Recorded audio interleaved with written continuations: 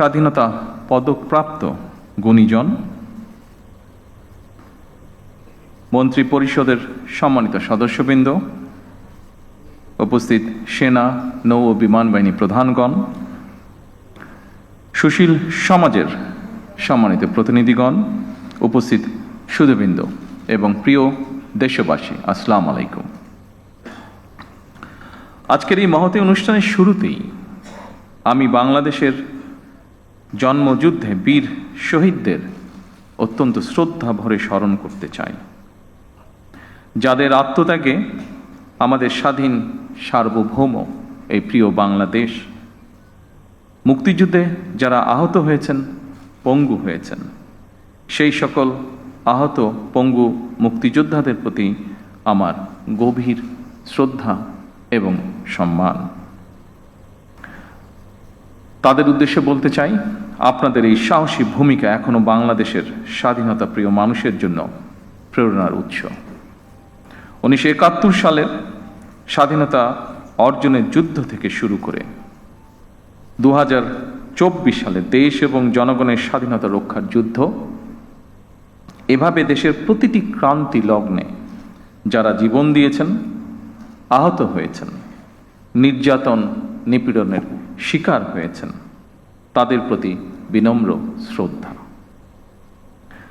বাংলাদেশের সবচেয়ে গৌরবময় পুরস্কার স্বাধীনতা পুরস্কার।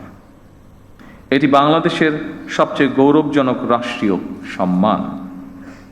স্বাধীন বাংলাদেশের বিভিন্ন ক্ষেত্রে যারা দেশ এবং জনগণের জন্য স্মরণীয় অবদান রেখেছেন কিংবা ইনশাআল্লাহ ভবিষ্যতে রাখবেন, তাদেরকে রাষ্ট্রীয় সম্মাননায় ভূষিত করতে বাংলাদেশের স্বাধীনতার ঘোষক শহীদ রাষ্ট্রপতি জিয়াউর রহমান 1977 সালে স্বাধীনতা পুরস্কার প্রবর্তন করেছিলেন।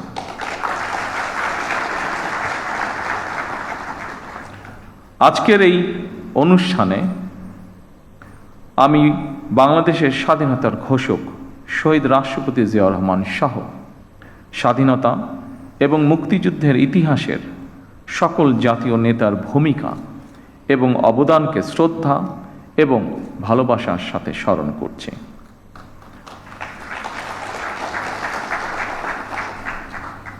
আমরা যদি হীন দলীয় স্বার্থে আমাদের ইতিহাসের জাতীয় নেতাদের ভূমিকাকে শ্রদ্ধার সঙ্গে স্মরণ করতে কার্পণ্য করি, তাহলে ভবিষ্যতের ইতিহাস আমাদেরকেও ক্ষমা করবে না।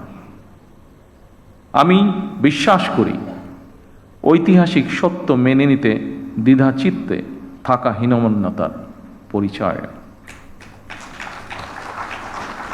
সম্মানিত উপস্থিতিবৃন্দ, স্বাধীনতা, মুক্তিযুদ্ধ, বিজ্ঞান ও প্রযুক্তি, চিকিৎসাবিদ্যা, শিক্ষা, সাহিত্য, সংস্কৃতি, ক্রীড়া, পল্লী উন্নয়ন, সমাজসেবা, জনসংখ্যা নিয়ন্ত্রণ, জনপ্রশাসন, গবেষণা ও প্রশিক্ষণ এবং অন্য কোনো ক্ষেত্রেও যারা গৌরবোজ্জ্বল ও কৃতিত্বপূর্ণ অবদান রেখেছেন, এমন ব্যক্তি, গোষ্ঠী, প্রতিষ্ঠান এবং সংস্থাকে প্রতি বছর দেশের সর্বোচ্চ জাতীয় পুরস্কার স্বাধীনতা পুরস্কার ভূষিত করা হয়। চলতি বছর স্ব ক্ষেত্রে কৃতিত্বপূর্ণ অবদানের জন্য সরকার 15 জন বিশিষ্ট নাগরিক এবং 5টি প্রতিষ্ঠানকে স্বাধীনতা পুরস্কারে ভূষিত করেছে। দেশে গণতন্ত্র প্রতিষ্ঠা এবং নারী শিক্ষাসহ দেশ গঠনে অসামান্য অবদানের জন্য বেগম খালেদা জিয়াও এবছর মরণোত্তর স্বাধীনতা পুরস্কার পেয়েছেন। আরও কয়েকজন বিশিষ্ট নাগরিকের সাথে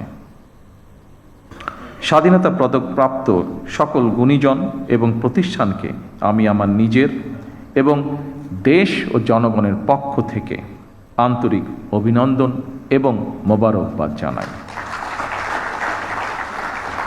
দেশ এবং জনগণের জন্য বিভিন্ন ক্ষেত্রে আপনাদের এই অবিস্মরণীয় অবদান বাংলাদেশকে করবে সমৃদ্ধ। আজ এবং আগামীর বাংলাদেশে প্রজন্মের পর প্রজন্ম ধরে আপনাদের এইসব অবদান প্রেরণার উৎস হবে বলে আমি বিশ্বাস করি। বাংলাদেশের গণ্ডি পেরিয়ে স্ব স্ব ক্ষেত্রে আপনাদের অবদান এবং সফল কর্মগুলো অদূর ভবিষ্যতে বিশ্ব দরবারেও সমাদৃত হবে বলে আমরা দেশবাসী বিশ্বাস করি দৃঢ়ভাবে।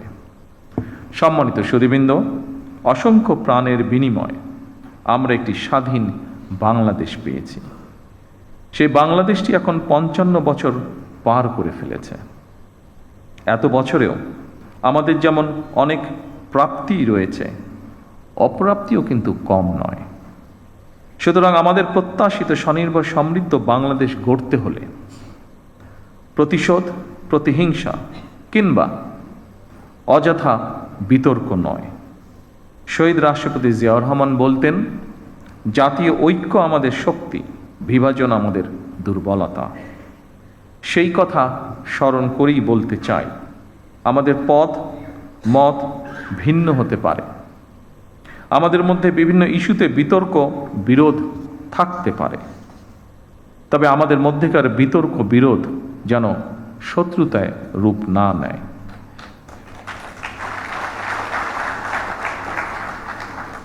দেশের স্বার্থে অবশ্যই সে ব্যাপারে আমাদের সবাইকে অত্যন্ত সতর্ক থাকা জরুরি, কারণ বাংলাদেশের স্বার্থ বিরোধী চক্র এখনো সুযোগের অপেক্ষায় রয়েছে। সম্মানিত সুধীবৃন্দ, সম্মানিত সভাপতি, দুর্নীতি দুঃশাসনে পর্যুদস্ত একটি ভঙ্গুর অর্থনীতি, দুর্বল শাসন কাঠামো আর অবনতিশীল আইন শৃঙ্খলা পরিস্থিতির ভেতর দিয়ে নতুন সরকার যাত্রা শুরু করেছে।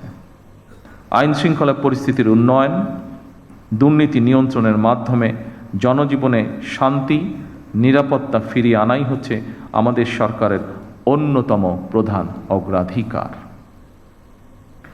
বাংলাদেশের বর্তমানে এক বিশাল সংখ্যক কর্মক্ষম জনগোষ্ঠী রয়েছে।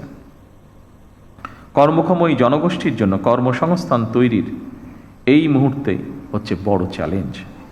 শুধু অর্থনীতি নয়, ফ্যাসিবাদী শাসনামলে আমাদের শিক্ষা ব্যবস্থাও বিপর্যয়ে নেমে এসেছিল। এমনকি ইন্টারিম গভর্নমেন্টের সময়ও শিক্ষা ব্যবস্থায় শৃঙ্খলা ফেরেনি দুঃখজনকভাবে। বর্তমান প্রতিযোগিতামূলক বিশ্বে টিকে থাকতে হলে দেশের শিক্ষা ব্যবস্থাকে আধুনিক এবং অবশ্যই কর্মমুখী করতেই হবে। শিক্ষা ব্যবস্থাকে বাস্তবমুখী করার কাজটিও আমরা শুরু করেছি। দেশের অর্ধেকের বেশি নারীদের জন্য নিরাপদ বাংলাদেশ গড়ে তুলতে না পারলে আমাদের কোনো উদ্যোগই সহজে সফল হবে না। এভাবে প্রতিটি সেক্টরকে চিহ্নিত করে সরকার কর্ম পরিকল্পনা বাস্তবায়নের কাজ এরই ভিতরে শুরু করেছে। জনগণের রাষ্ট্র পরিচালনার দায়িত্ব পাওয়ার আগেই আমরা বিস্তারিতভাবে দেশের জনগণের সামনে দলীয় ইশতেহার ঘোষণা করেছিলাম। রাষ্ট্র মেরামতের অঙ্গীকার নিয়ে আমরা প্রকাশ্যে জুলাই সনদ বাস্তবায়নের জন্য স্বাক্ষরও করেছিলাম। জনগণ আমাদের প্রতিটি অঙ্গীকারের পক্ষে সমর্থন জানিয়েছেন। এবার আমাদের অঙ্গীকার বাস্তবায়নের পালা। সম্মানিত সকল উপস্থিতিবৃন্দ, আমরা ইতিমধ্যেই জনগণের সামনে দেওয়া অঙ্গীকার বাস্তবায়নের কাজ শুরু করেছি। আমরা দলীয় ইশতেহারে এবং স্বাক্ষরিত জুলাই সনদের প্রতিটি দফা, প্রতিটি অঙ্গীকার অক্ষরে অক্ষরে পালন করব ইনশাআল্লাহ। আমি বিশ্বাস করি ব্যক্তিগতভাবে পুঁথিগত পরিবর্তনের চেয়ে মানসিকতার পরিবর্তন অত্যন্ত বেশি জরুরি। বিএনপি সরকার যতবার রাষ্ট্র পরিচালনার সুযোগ পেয়েছে বারবার চেষ্টা করেছে এর প্রমাণ দিতে। সম্মানিত উপস্থিতিবৃন্দ, বৈশ্বিক যুদ্ধ পরিস্থিতির মধ্যেও আমরা সবকিছু চেষ্টা করছি স্বাভাবিক রাখার। বিশ্বের সকল দেশে তেল ডিজেলের দাম বাড়ানো হলেও আমরা জনদুর্ভোগের কথা বিবেচনা করে এখন পর্যন্ত এই সিদ্ধান্তটি নেইনি। এই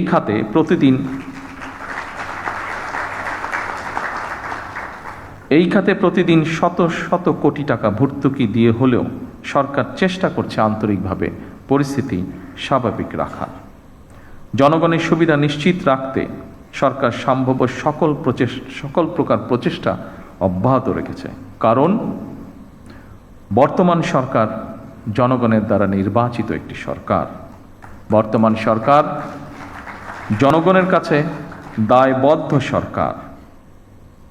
সম্মানিত উপস্থিতিবৃন্দ, প্রিয় সাংবাদিক ভাইরা, আমি আশ্বস্ত করতে চাই জনগণের বিচলিত হওয়ার কোনো কারণ নেই। তবে আমরা যদি সকলেই রাষ্ট্রীয় আচার অনুষ্ঠানে বাহুল্যের বর্জন, এমনকি পারিবারিক পর্যায়েও যদি অমিতব্যয়িতা পরিহার করি, তার জন্য আমি দেশের সকল মানুষকে অনুরোধ জানাচ্ছি। সম্মানিত সুধীবৃন্দ,